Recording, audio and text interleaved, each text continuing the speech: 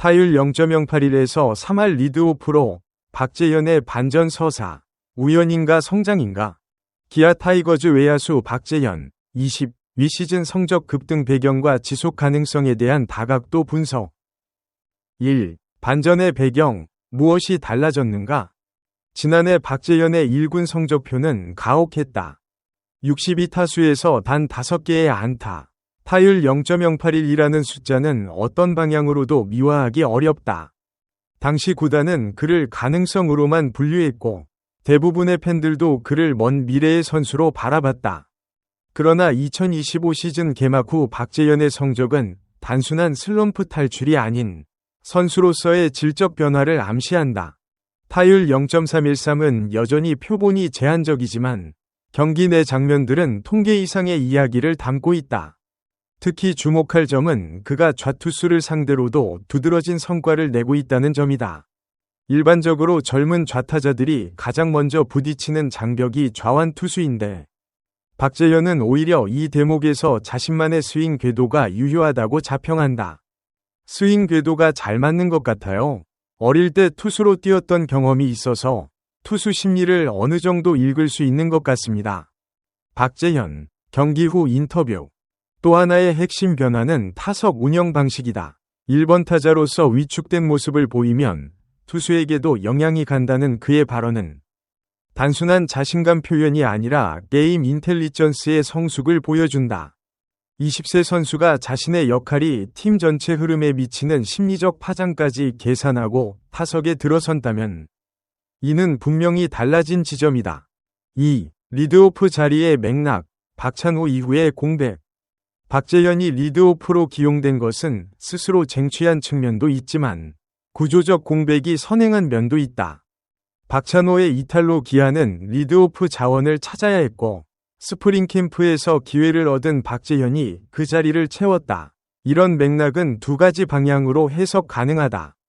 긍정적 시각에서는 기회가 왔을 때 이를 활용한 선수의 준비도가 돋보인다. 공백이 존재했다는 사실이 성적을 폄하하지 않는다. 기회를 잡는 것도 능력이다. 반면 신중한 시각에서는 팀의 1번 타자 옵션이 제한된 상황에서의 기용이 지속 가능한 선발의 근거가 되는지 물음표를 달 수 있다. 여름을 넘기면서 상대 투수진의 데이터 분석이 축적되면 성적의 조정이 올 수 있다는 점은 현역 코치들도 공통적으로 지적하는 부분이다. 감독이 체력 관리를 강조하고 있다는 박재현의 언급도 의미심장하다. 20세 선수가 144경기를 소화하는 것은 신체적으로 만만치 않은 과제다. 리드오프는 매이닝 첫 타석을 가져가는 심리적 부담도 크다. 이 체력과 집중력의 방정식이 어떻게 풀리느냐가 하반기를 가를 변수다. 3. 공수주, 3박자, 리드오프의 덕목을 갖췄는가? 리드오프는 단순히 타율이 높은 선수를 앉히는 자리가 아니다.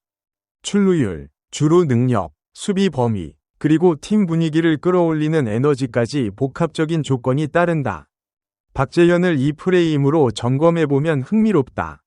주루는 그가 직접 최고 장점으로 꼽는 영역이다. 다리가 받쳐주니 컨택과 파워가 따라온다.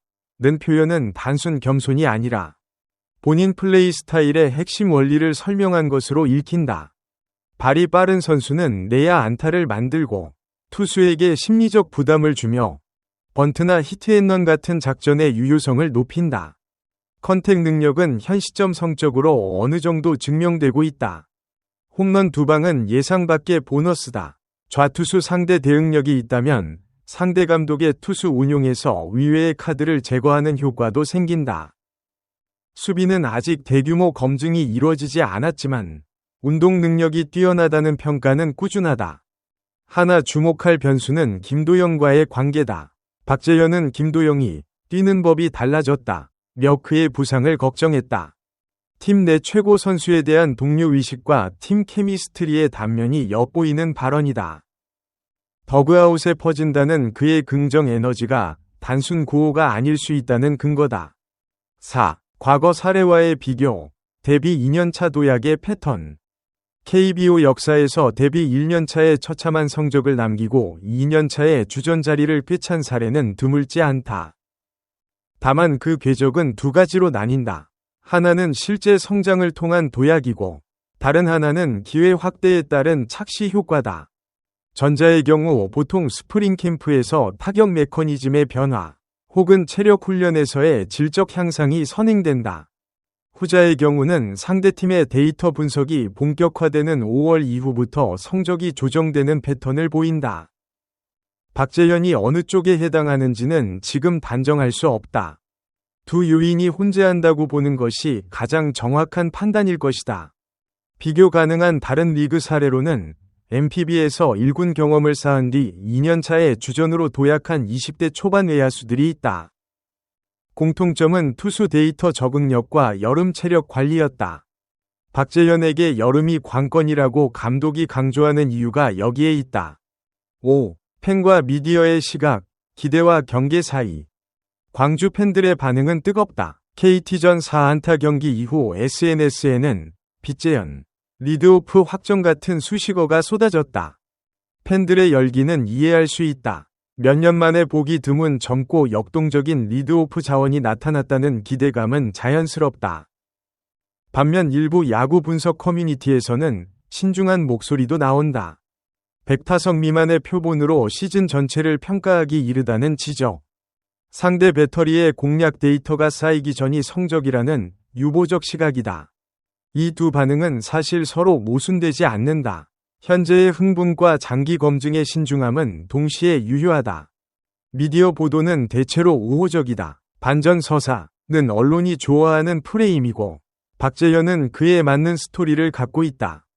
다만 보도가 지나치게 미래를 확정하는 방향으로 흐르면 오히려 선수에게 불필요한 심리적 부담이 될 수 있다. 20세 선수에게는 고요하게 성장할 공간도 필요하다. 6. 향후 가능한 시나리오. 시나리오 A. 완전 정착. 상대 분석이 쌓여도 타율 2할 8푼 이상 유지. 체력 관리 성공.